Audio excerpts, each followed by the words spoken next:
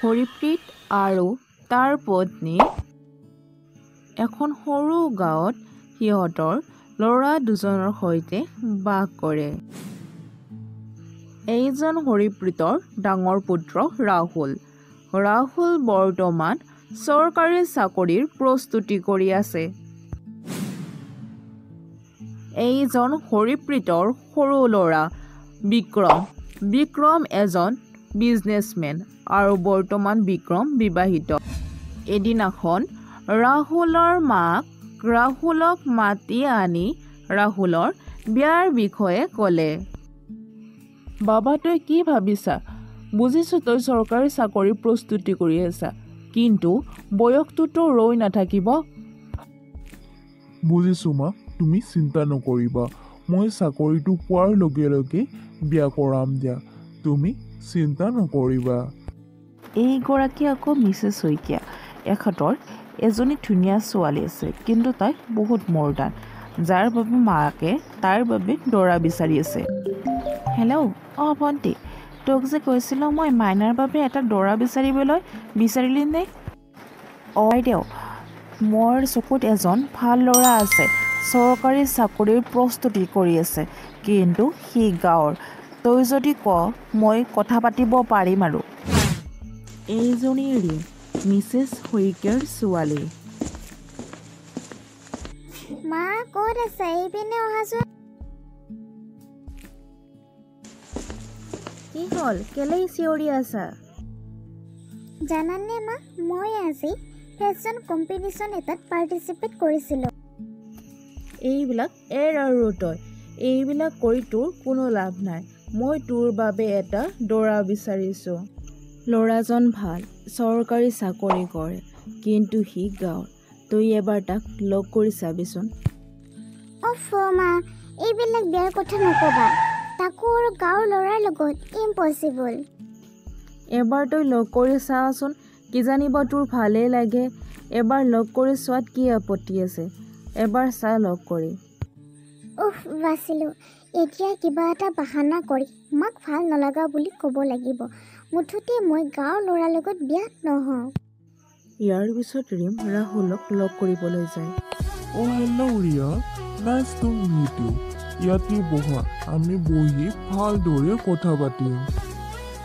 High Rahul, nice to meet you, but I am sorry, মই তোমাৰ লগত বিয়াত বহিব নোৱাৰিম। মই হৈছোঁ এজনী মৰ্ডান ছোৱালী, আৰু তোমাৰ ঘৰ হৈছে গাঁৱত। মই তোমাৰ ঘৰত কেনেকৈ চলিম? ডণ্ট ৱৰি ৰিয়া, তুমি চিন্তা কৰিবলগীয়া কোনো কথা নাই। তুমি মোৰ ঘৰত কোনো অসুবিধা নোপোৱা, মই তোমাক প্ৰমিছ কৰিছোঁ। বাট আই হেভ ওৱান কণ্ডিশ্যন। তুমি মোৰ মা দেউতাক সন্মান কৰিব লাগিব। বাকী তুমি যেনেদৰে কোৱা তেনেদৰে চলিম। I promise. Really? You are so sweet, Rahul. মোৰ তোমাক ভাল লাগিছে। মই তোমাৰ লগত বিয়াত বহিবলৈ সাজু আছোঁ। ঠিক আছে, মই মাক কৈ দিম দিয়া। থেংক ইউ ৰিম, মই তোমাৰ পৰা এইটোৱে আশা কৰিছিলোঁ। এতিয়া বহুত দেৰি হ'ল, যাওঁ ব'লা। ইয়াৰ পিছত দুয়োৰে বিয়া হৈ গ'ল।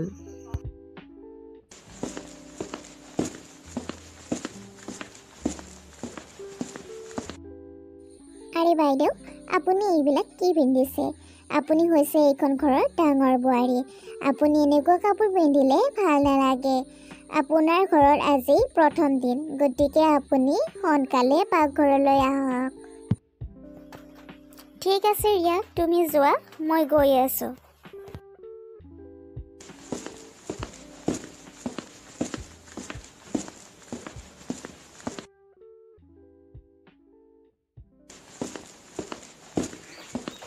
কি কৰিম এতিয়া? মইতো একোকে কৰিব নাজানো।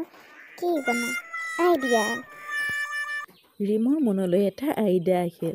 যেনেদৰে ৰীম ঘৰত আগতে মাক নোহোৱা হ'লে জমেট'ৰ পৰা খাদ্য অৰ্ডাৰ কৰিছিল, ঠিক তেনেদৰে ইয়াতো জমেট'ৰ পৰা খাদ্য অৰ্ডাৰ কৰি দিলে। আৰে বাবু, বঢ়িয়া হৈছে। বাইদেউ আপুনি ইমান ধুনীয়া খাদ্য বনাব জানে বিক্ৰমেতো আপোনাৰ তাৰিফ কৰি কৰি ততি পোৱা নাই মোকো শিকাই দিবচোন কেনেকৈ বনায় আৰে ৰিয়া এইবিলাক মই বনোৱা নাই মই জমেট'ৰ পৰা ফোনত অৰ্ডাৰ কৰি দিছিলোঁ সেইবাবে সোৱাদ হৈছে কিন্তু বাইদেউ বাহিৰৰ খাদ্য আনহেল্ডি হয় গতিকে আপুনি কেলে বাৰু বাহিৰৰ পৰা অৰ্ডাৰ কৰি দিছে আপুনি কিয় নবনালে ফুৰিয়া ভাবাচোন যদি মই ঘৰতে বনালোহেঁতেন তেতিয়াহ'লে খৰচ আৰু কষ্ট দুয়োটা হ'লহেঁতেন এইবিলাক কথা শুনি ৰাহুলৰ মাক বোৱাৰী দুজনীৰ কাষলৈ আহে আৰু ডাঙৰ বোৱাৰী কয় বোৱাৰী আজি তোমাৰ এইখন ঘৰত প্ৰথম দিন গতিকে তুমি এইটো কেনেকুৱা কাপোৰ পিন্ধিছ ইয়াৰ উপৰি তুমি খাদ্য বনাব আৰু জমেট'ৰ পৰা অৰ্ডাৰ কৰি দিছা কেলে আৰে মা আপুনিয়ে ভাবকচোন যদি মই খাদ্য বনালোহেঁতেন তেতিয়াহ'লে গেছৰ খৰচ খাদ্যৰ খৰচ কিমান হ'লহেঁতেন যাৰ বাবে মই জমেট'ৰ পৰা অৰ্ডাৰ কৰি দিছোঁ মোৰ খৰচো কম হৈছে কষ্টও কম হৈছে বুজিলে মা আচ্ছা মইতো এইটো ভবাই নাছিলোঁ হয়তো আমি যদি অৰ্ডাৰ কৰি দিওঁ তেতিয়াহ'লে আমাৰ খৰচ আৰু কষ্ট দুয়োটা কম হৈ যাব তুমি বহুত ভাল কাম কৰিলা দেই বোৱাৰী ধন্যবাদ মা এইখন হৈছে ৰেডি টু ৱেৰ শাৰী যাক মই 2 মিনিট ভিতৰতে ৰেডি হৈ যাব পাৰোঁ আৰে বাহ বঢ়িয়া তেতিয়াহ'লে এটা কাম কৰিবা তুমি মোৰ আৰু ৰিয়াৰ বাবেও দুখন ভালদৰে শাৰী অৰ্ডাৰ কৰি দিবা এনেদৰে ৰিম প্ৰতিটো কামৰ বাবে বাহানা কৰি থাকে যাৰ ফলত ৰাহুলৰ গোটেইখিনি দৰমহা অবাবত খৰচ কৰি পেলায় আন এদিনাখন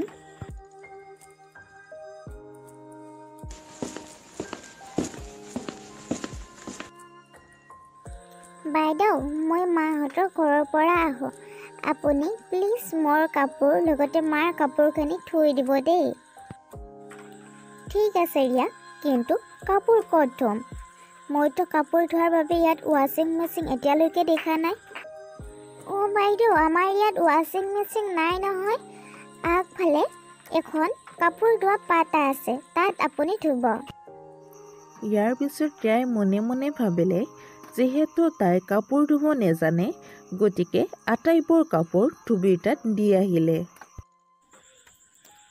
ৰাহুল মই মাৰ কাপোৰখিনি ধুবিৰ তাত ধুবলৈ দিছিলোঁ কিন্তু মাৰ শাৰী এখন ফাটি গ'ল আৰে ৰিম তুমি কষ্ট কেলেই নকৰা তুমি এনেদৰে পইচা খৰচ কৰি থাকিলে বিপদৰ সময়ত খৰচ কৰিবৰ বাবে আজি আমাৰ হাতত এটকাও নাই অকণমান নিজে কাম কৰিবাচোন আৰু শুনা আজি থোৱা পইচাখিনি তুমি যাতে ভুলতো খৰচ নকৰা ইয়াৰ পিছত ৰিম ৰাহুলৰ মাকৰ ওচৰলৈ আহে আৰু কয়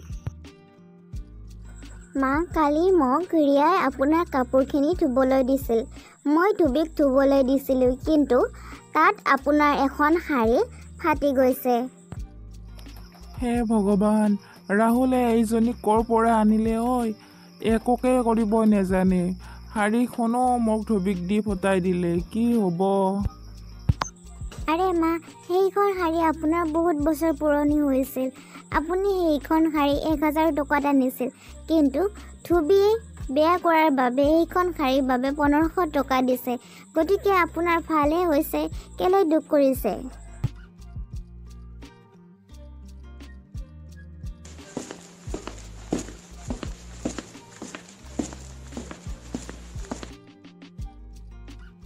ৰিম মই সিদিনা থোৱা পইচাখিনি মই থোৱা ঠাইত নাই যে তুমি ক'ৰবাত থৈছা নেকি যোৱা তোতালিকে লৈ আহাগৈ সিদিনা থোৱা পইচাখিনি নাই নহয় মই সিদিনা শ্বপিং কৰিবলৈ গৈছিলোঁ গোটেইখিনি খৰচ হ'ল তোমাক মই সেই পইচা চুবলৈ মানা কৰিছিলোঁ নে তুমি কেলে সেই পইচাখিনি খৰচ কৰিছা তোমাৰ এই স্বভাৱবিলাক কেতিয়া এৰিবা আৰে ইমান অভাৰৰেট কিয় কৰিছা পইচাই খৰচ কৰিছোঁ তাতে কি হ'ল ইমান অভাৰৰেট কৰিব লাগে নেকি তুমি জানা এই পইচাখিনি কিহৰ আছিল আমাৰ অফিচত এটা ইভেণ্ট কৰাৰ বাবে চৰকাৰে এই টকাখিনি দিছিল এতিয়া যদি মই টকাখিনি দিব নোৱাৰোঁ মোৰ চাকৰি যাব এতিয়া কি হ'ব তুমি এবাৰ ভাবি চাইছানে ৰিমিয়ে এনেদৰে অবাবত পইচা খৰচ কৰাৰ বাবে আজি ৰাহুলৰ চাকৰি যোৱাৰ অৱস্থা ইয়াৰ পৰা তোমালোকে কি বুজিলা যে অভাৱত